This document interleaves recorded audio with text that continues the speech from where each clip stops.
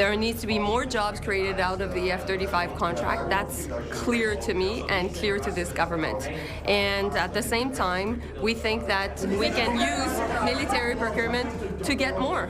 The announcement from Ottawa did not come with flashing lights or emergency sirens. There was no dramatic press conference, no urgent address to the nation. Yet within hours, defense officials, industry insiders, and allied governments understood that something significant had shifted. Canada was reopening a decision that most countries treat as final once signed: the purchase of 88 F-35 fighter jets. What had once been presented as a $19 billion commitment had quietly expanded into a far larger reality. Updated figures now place the cost at 27.7 billion Canadian dollars, with lifetime expenses projected to approach 33 billion. Numbers of that magnitude force uncomfortable conversations, even among close allies. But the real shock came next. Canada confirmed it was once again considering Sweden's Gripen E fighter jet, the same aircraft it had rejected just a few years earlier. For a NATO member to publicly revisit an American fighter deal after committing to it is extremely rare. This was not routine procurement noise. It reflected growing pressure, shifting priorities, and a deeper question: how much independence is a middle power willing to defend in an increasingly tense global environment? Canada's relationship with the F-35 has unfolded less like a standard military purchase and more like a long-running political drama. It is a story shaped by changing governments, rising costs, and recurring concerns over sovereignty and control. The roots of the controversy stretch back nearly 2 decades to a moment when Ottawa moved faster than public confidence could support. Back in 2010, the federal government announced plans to acquire 65 F-35 fighter jets without holding an open competition. The decision was framed as essential for keeping Canada aligned with its closest allies and prepared for the future of air combat. Almost immediately, alarm bells rang across Parliament and within the defense community. Critics questioned the lack of transparency, warned of financial risk, and argued that Canada was committing to an aircraft without fully understanding what it would cost to operate and sustain over decades. Supporters countered that the F-35 represented the cutting edge of military aviation and ensured seamless interoperability with NATO partners. But as scrutiny intensified, confidence in the deal steadily eroded. By 2014, the plan was formally placed back under review, reopening debates many had assumed were already settled. The years that followed were marked by studies, delays, political infighting, and technical reassessments.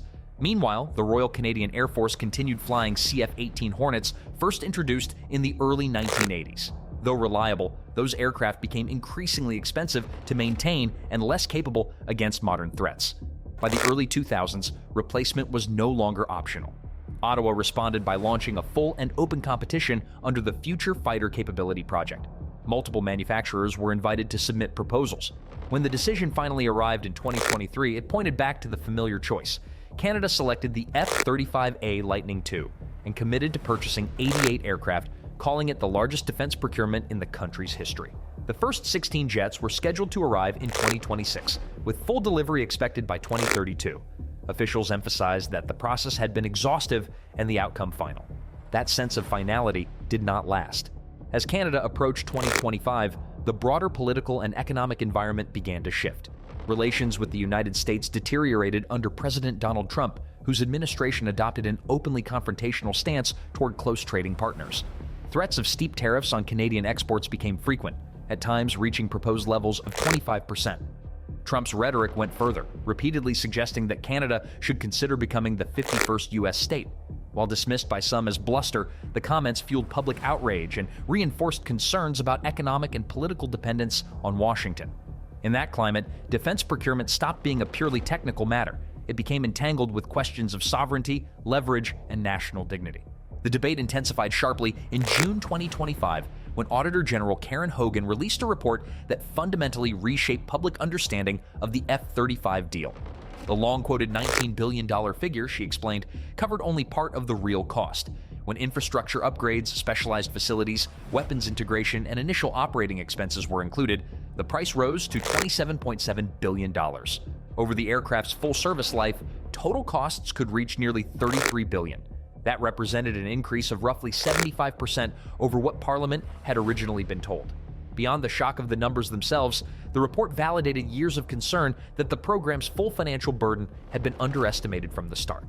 The question shifted from whether Canada needed a new fighter to whether the investment truly matched the value received. As doubts resurfaced, a familiar alternative returned to the conversation. Saab, the Swedish company behind the Gripen E, had lost the 2021 competition decisively. Still, it never fully disengaged from Canada. Quiet discussions continued behind the scenes, and as confidence in the F-35 wavered, Saab's proposal regained attention. The timing was notable. In August 2025, Canada and Sweden signed a new defense cooperation framework focused heavily on Arctic security. With Russia and China expanding their presence in the region, the Arctic had become a strategic priority. Saab highlighted the Gripen's origins in Sweden's northern environment and tailored its pitch accordingly. More importantly, Saab's offer went beyond performance. The company pledged to assemble every Gripen E in Canada and to provide full technology transfer. That would allow Canadian technicians to maintain, modify, and upgrade the aircraft without foreign approval. Saab claimed the program would generate more than 12,000 jobs across Canada's aerospace sector, a promise that quickly attracted political interest. Those economic projections changed the tone of the debate. What had once been framed as a purely military choice increasingly resembled a decision about industrial policy and economic independence. Industry Minister Melanie Joly publicly stated that Canada needed greater domestic returns from major defense purchases. She confirmed discussions around Canadian assembly, reinforcing the idea that procurement could be used to strengthen national industry rather than simply meet security needs. Saab also emphasized flexibility. Company representatives argued that the ability to continuously upgrade systems mattered more than aircraft generation labels. In a rapidly evolving technological landscape, adaptability was presented as a form of long-term resilience. That message resonated with policymakers uneasy about long-term dependence on a tightly controlled foreign platform. From this debate emerged a compromise proposal. Proceed with the first 16 F-35s already ordered. Then fill out the remainder of the fleet with Canadian-built Gripen S. On paper, the idea balanced alliance commitments with industrial autonomy. In practice, it raised difficult questions. Those questions sharpened in December 2025 when Radio Canada published leaked evaluation documents from the 2021 competition. The documents revealed just how decisively the F-35 had outscored its rivals. Out of 60 possible points, the F-35 earned 57.1, while the Gripen received 19.8. Mission effectiveness was rated at 97% for the F-35, compared to 22% for the Gripen. Upgrade potential over the aircraft's life cycle scored a perfect 100% for the F-35 and only 28% for the Gripen. Senior Royal Canadian Air Force figures addressed the implications directly. Retired Lieutenant General Yvon Blondin warned that Canadian pilots would face advanced Russian and Chinese systems, particularly in the Arctic. In such environments, survival depends on overwhelming technological advantage. Major General Chris McKenna echoed that view, arguing that a mixed fleet would dilute deterrence rather than strengthen it. Integration posed another challenge. The F-35 is deeply embedded within NORAD, benefiting from advanced sensor fusion and real-time data sharing. While the Gripen meets NATO standards, it lacks fifth-generation connectivity at the same level. Canada's defense ecosystem has been integrated with the United States for decades, making separation costly and complex. Industry leaders urged caution as well. Bombardier CEO Eric Martel warned that abandoning the F-35 could jeopardize existing U.S. government contracts held by Canadian firms. More than 110 Canadian companies currently supply components to the global F-35 program, supporting thousands of domestic jobs. Even the Gripen carried its own dependencies. It relies on an American-made engine subject to U.S. export controls, meaning Washington would still retain leverage. Switching aircraft would not eliminate American influence entirely. Public debate also focused on rumors of a kill switch in the F-35.